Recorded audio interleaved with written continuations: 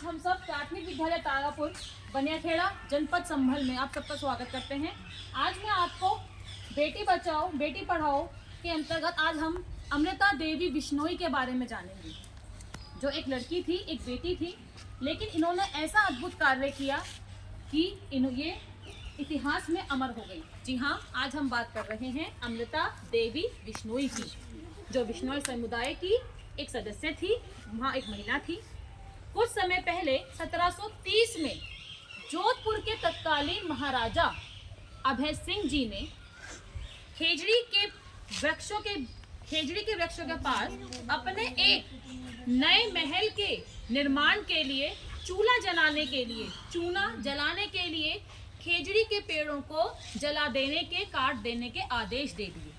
लेकिन कहते हैं कि बिश्नोई समुदाय खेजड़ी के पेड़ों को एक पवित्र वृक्ष के रूप में देखता था।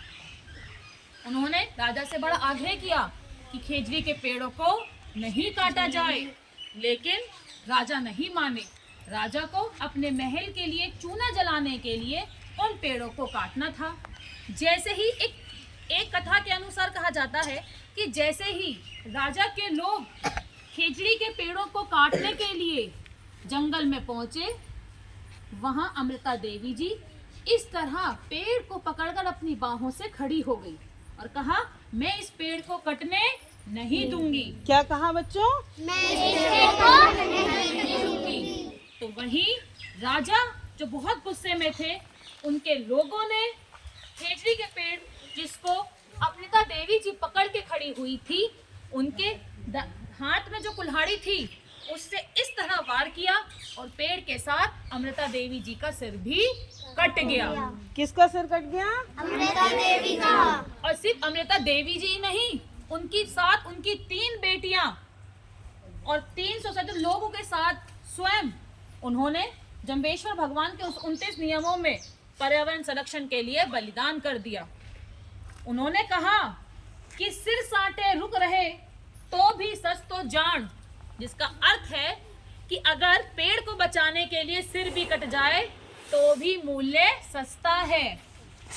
अर्थात पेड़ को बचाने के लिए जिन्होंने अपनी बेटियों के साथ अपना सर कटवा लिया, ऐसे में इसके अनुसार तो पेड़ तो बड़े मूल्यवान हुए नहीं हुए? उन्होंने पेड़ को बचाने के लिए अपना सर कटवा दिया। इसलिए हम लोग भी ये प्रण लेते हैं कि पेड़ों को बचाएंगे, पेड़ों की सुरक्षा करेंगे, पेड़ों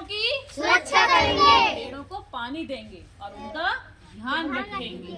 जिस तरह अमृता देवी बिश्नोई ने अपना त्याग, अपना बलिदान, अपना सर कटाकर पेड़ों को बचाया, उसी प्रकार हम भी पेड़ों का ध्यान रखेंगे। तो आप लोगों को समझ में आया कि पेड़ कितने मूल्यवान हैं? यस दीदी। तो पेड़ों को कौन कौन बचाएगा?